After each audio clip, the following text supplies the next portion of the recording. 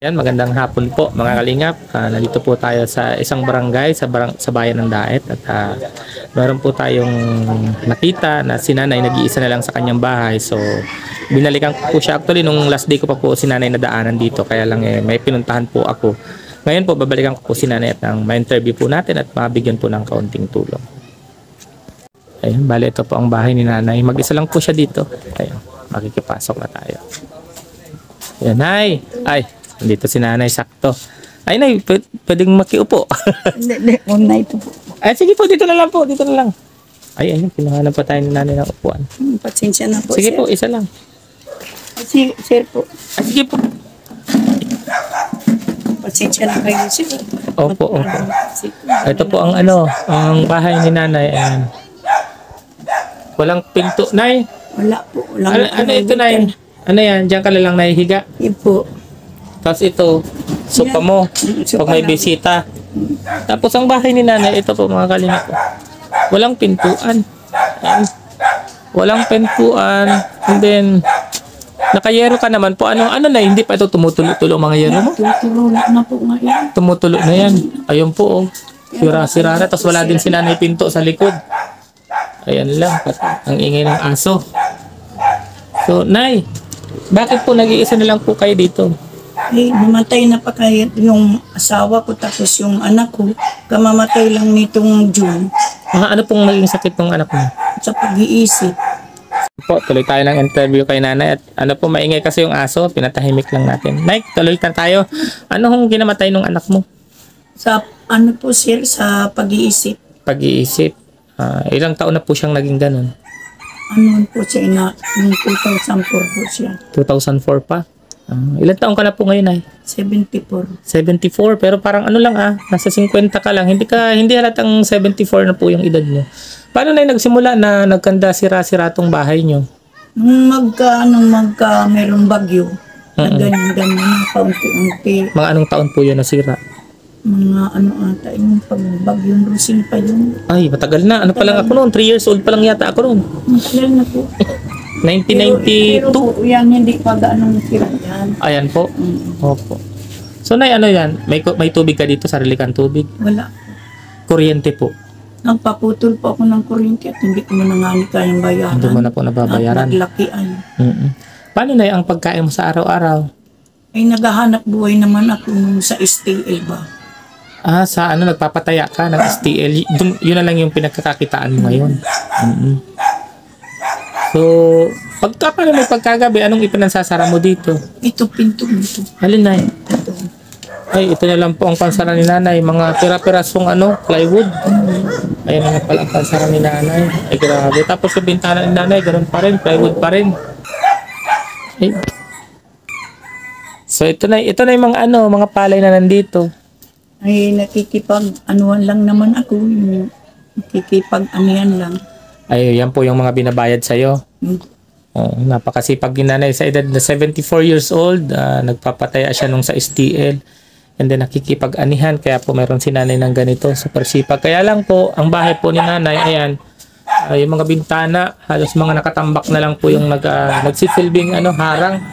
Yung pinto ni nanay sa kabila, ayun, yung supang sirang, tsaka konting yero, konting trapal, ayun na lang po. And then, itong sa kwarto mo dito, pwede ko makita. Yung mga, stock na.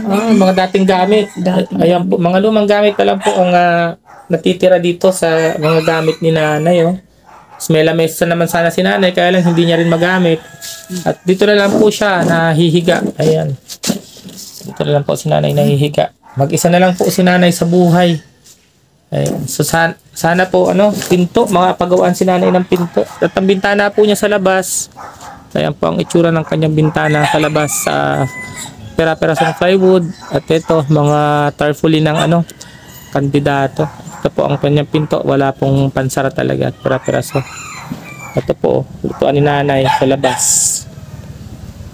So pag paano yan pagka walang nagpapaani, anong ginagawa mo na lang?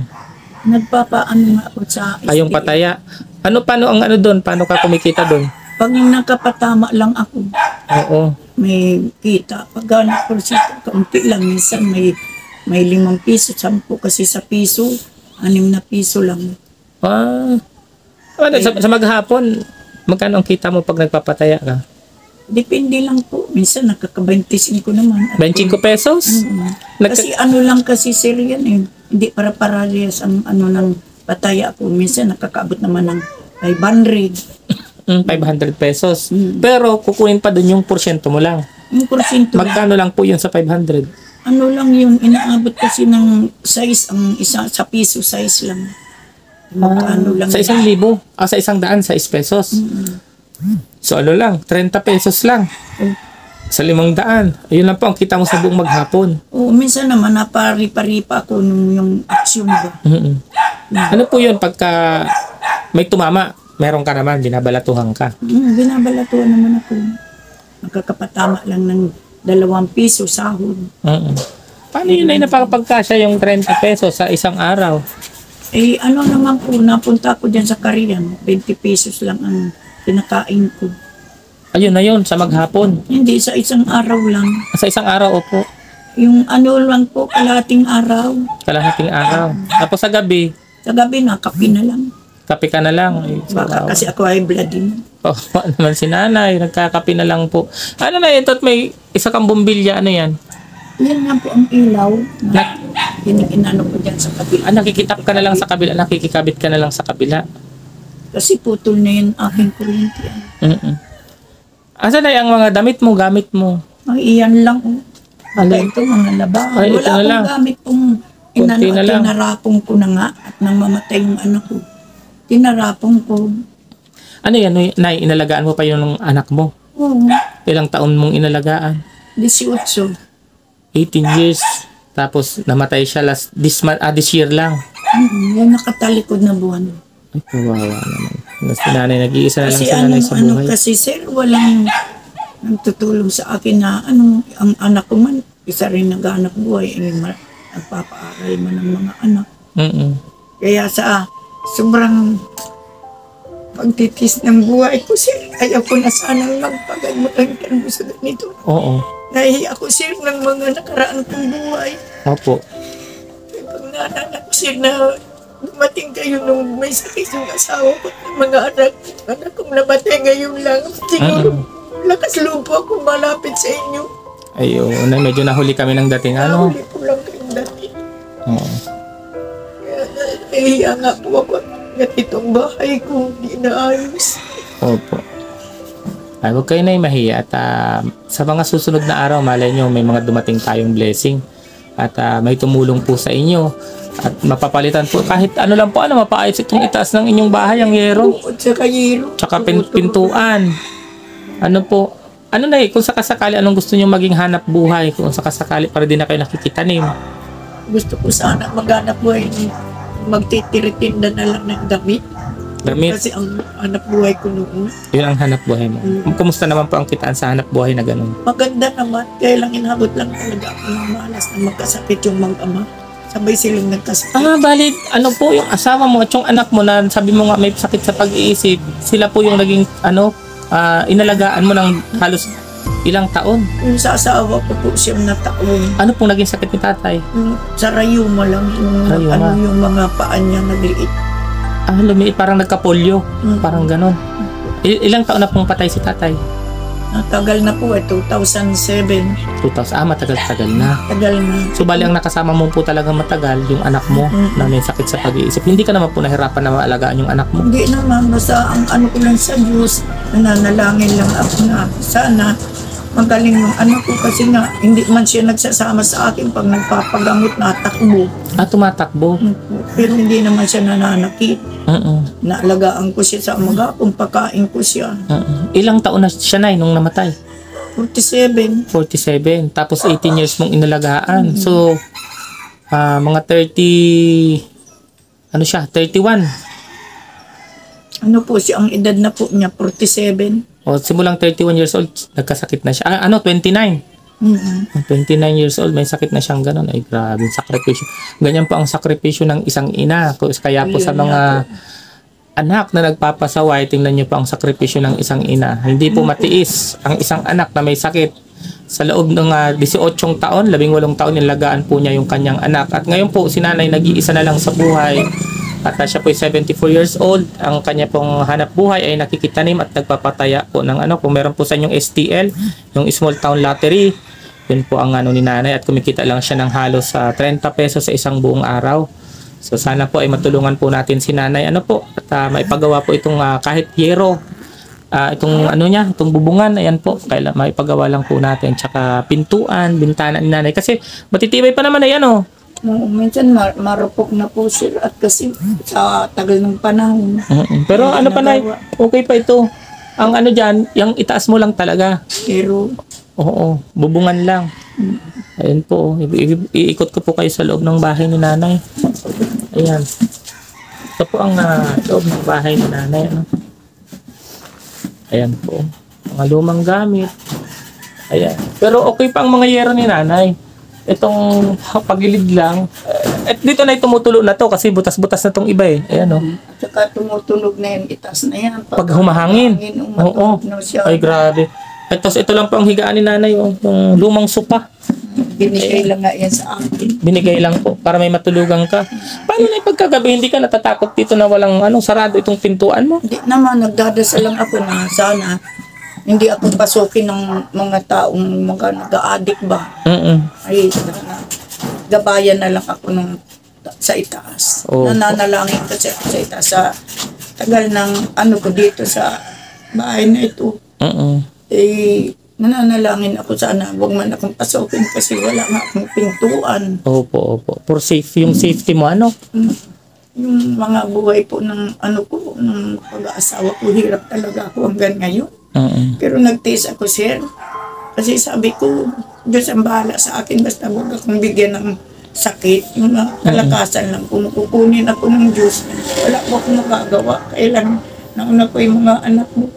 Talagang ikaw yung binigyan ng lakas para alagaan yung asawa at anak mo. Ano mo po? Ay, grabe ang pinagdaanan ni nanay. Grabe po siya. Kaya, naawa man nga sa akin ang ibang tao. Sabi niya, bakit na ganyan ka naman? Hindi ko daw nilapit sa ganito ang anak ko. Sabi ko, naiya naman ako maglapit at ayaw ko man mabibigo ako. Ang sarili ko po, sir. Pag naglapit ako sa tinanggal ako, hindi na po ako nalapit uli. Panalangin na lang sa kapagkain yung anak. Pero ngayon, sa pangangatawan, sa pakiramdam mo, wala naman akong nararamdaman. Sawa na lang ng Diyos. malakas ka pa naman. O parang normal lang yung pang araw-araw kahit isang... Ang pagkakaintindi ko na, isang beses ka lang kumakain sa isang araw, then pagkagabi, kape na. Nakape ako sa umaga po, nakape lang ako. Minsan almusal din naman ako dun sa kainan. Minsan pinapakain niya ako, libre na lang. Kasi sabi niya, nag-iisa ka na lang sa buhay. Eh sabi ko, nakakaya naman. Sabi ko, mamaya na lang kita babayaran. Opo. Eh, sabi, huwag mo nang bayaran. Alam namin na naghihirap na rin naman. Kaya nang mamatay yung anak ko, sir, para akong pero malungkot, sir. Naalala ko, nag-iisa ako. Tapos, nag-anak buhay nga naman ako. Pag-uwi ko, may dalang pagkain para doon sa anak ko. Eh ngayon, sir, ang nasa isip ko na lang, ayos lang na kahit bintana. At Pinto, ano po? pinto, makakaling kunin ako ng Diyos. Nasa ayos man yung bahay ko. Ay matagal-tagal pa yan, nanay. Ganito ang nangyari pala na nung may anak ka, ang iniisip mo pagkain ng anak mo. Ngayon naman, nung wala ka ng anak, ikaw na lang ang kumakain, nalulungkot ka naman at mag-isa ka na lang sa buhay. Ay, sobra ang pinagdadaanan ni nanay. Ayan po, tanggal po yung kanyang kuryente. Wala na yung safety box si nanay, wala na talaga siyang naka-connect na kuryente. So ayan nay, magbibigay na ako, mag-aabot ako sa iyo nay ng kunting tulong.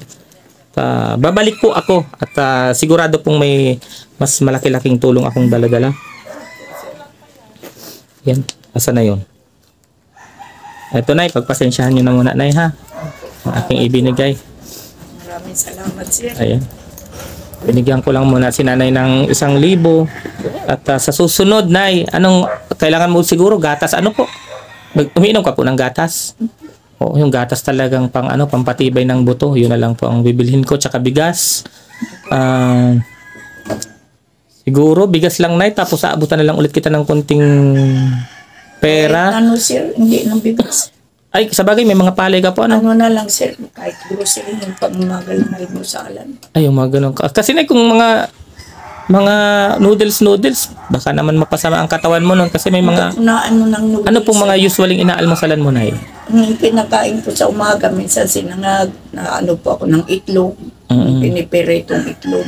O di, mga ilang tray na itlog, Nay? Ay, huwag lang, isa lang. Ay, Ano naman ako. ay, hindi. At least na yun, hindi yun nabubulok. O, di ba? Ay, huwag mo lang araw-arawin. At least may stock ka na ng pang-ulam mo. Ayan po, nadaanan natin dito si nanay, binalikan natin. Nadaanan ko ito si nanay nung isang araw. So sa mga gusto pong magpaabot ng tulong kay nanay ay nagpapasalamat na po kami. Una pa lang sa mga gusto pong tumulong. Ulitin ko po, ayan po yung bintuan ni nanay. Walang harang. Ang kanyang bubong po, butas na. Ito may mga butas na din po. Ayan, kung makikita niyo po. Ayan. Itong gilid, ayan. Tikal na din po yan, wala na rin pong Paano na pag umuulan, hindi lumulusot ang tubig dito? Lumulusot po. Lumulusot. At ito na po, may bakod naman po ang bahay ni nanay. Yun nga lang, yung yung labas, talagang walang harang. Ayan po. May mga nakikigarahe yata na sa'yo dito, ginagawa na lang din garayahan yung bahay ni nanay. So ayan po, sa mga gusto pong tumulong, maraming salamat po in advance. At sa aking pong mga sponsor, ayan, maraming salamat po. At Nay, ano pong mensahe nyo, Nay, sa mga kababayan natin, sa mga kung sakasakali na may tutulong po sa inyo? Nagpapasalamat po ako sa matulong po sa akin na makapaayos itong aking bahay. Marami pong salamat. Sana po dumating sa punto nung may sakit ng aking dalawang asawa ko at saka anak ko. Sana dumating yung pagtulong po na umano dito sa akin. Ang hiling ko lang po na mapaayos lang itong pintuan ko at saka itong bintana ko at nag-iisa na po ako sa buhay. Yan lang po ang gusto kong mahingin tulong sa inyo. Ayan, Nay. Sa pagbabalik ko, Nay, meron ako sa iyo, Nay, good news. At sigurado ako na may tulong akong dala-dala sa pagbabalik ko. So ayan po mga Kalingap, muli po suportahan po natin ang buong team Kalingap sa pangunguna po ni Kuya Bal, ni Ate Edna, ni Kalingap Rab. At huwag niyo pong kalimutan na mag-subscribe sa channel ni Daddy Donut and hit niyo na din po ang notification bell para updated po kayo sa mga upload ni Daddy Donut. Ingat po kayo, ingat din ako. God bless us all po.